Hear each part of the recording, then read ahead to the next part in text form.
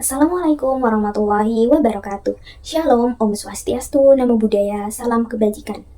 Perkenalkan, saya Sylvia Waria Aviani dengan NIM 230210104089. Perkenalkan, saya Ika Atmaminanda dengan NIM 230210104095. Perkenalkan, nama saya Elsa Intan Pratiwi dengan NIM 23090310101002. Perkenalkan, nama saya Widanti Eka Waluyi dengan NIM 230903101008. Perkenalkan, saya Febila Nurhandayani dengan NIM 230910301024. Salah satu tantangan terbesar pemerintah adalah merealisasikan sila kelima Pancasila yang berbunyi keadilan sosial bagi seluruh rakyat Indonesia. Sila itu menjunjung tinggi terwujudnya kesejahteraan umum, lahir dan batin selengkap mungkin bagi seluruh rakyat. Perwujudan sila kelima ini merupakan perjuangan yang berat, tetapi merupakan amanah Presiden Republik Indonesia untuk diwujudkan agar seluruh masyarakat Indonesia dimanapun berada dapat merasakan harga BBM yang sama. Indonesia merupakan salah satu dari 5 negara dengan penduduk paling banyak di dunia. Dengan banyaknya mobilitas penduduk di Indonesia, menimbulkan banyaknya rakyat yang menggunakan kendaraan dalam setiap kegiatan aktivitasnya. Agar kendaraan yang dinaiki dapat berjalan, tentunya memerlukan yang namanya bahan bakar minyak.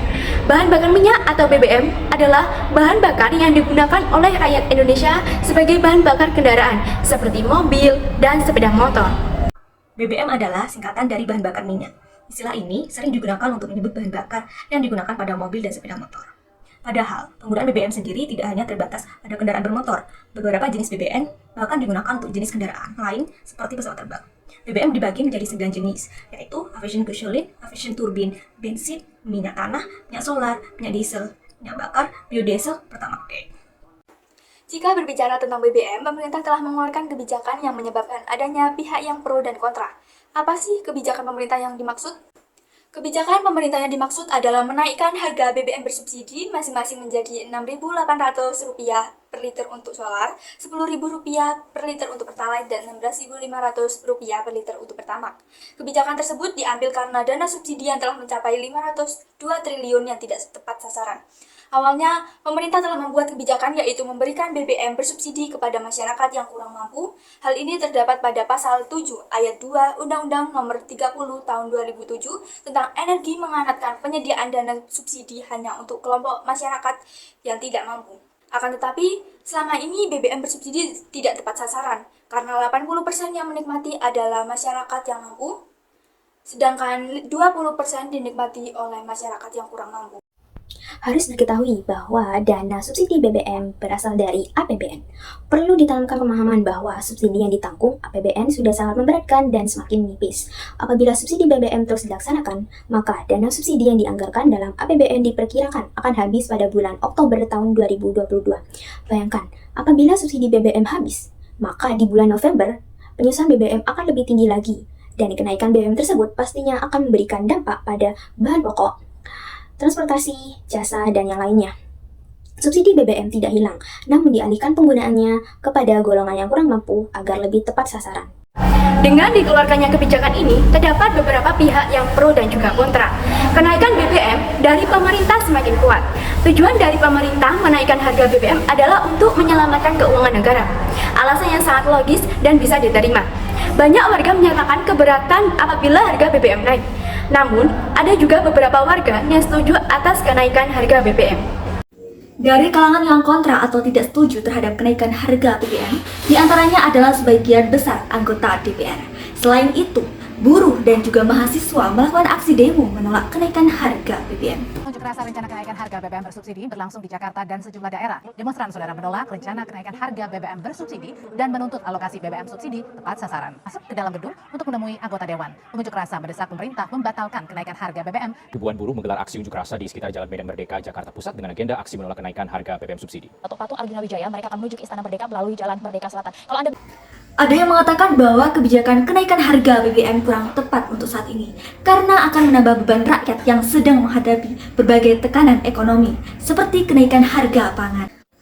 Terdapat beberapa alasan yang dikemukakan dari kalangan ibu rumah tangga, petani, mahasiswa, elit politik, LSM maupun kalangan masyarakat lainnya yang tidak setuju terhadap adanya kenaikan harga BBM bersubsidi. Antara lain, yang pertama, akan akan mengakibatkan efek berantai terhadap harga kebutuhan pokok rakyat. Yang kedua, pemerintah terlalu terburu-buru menerbitkan kebijakan.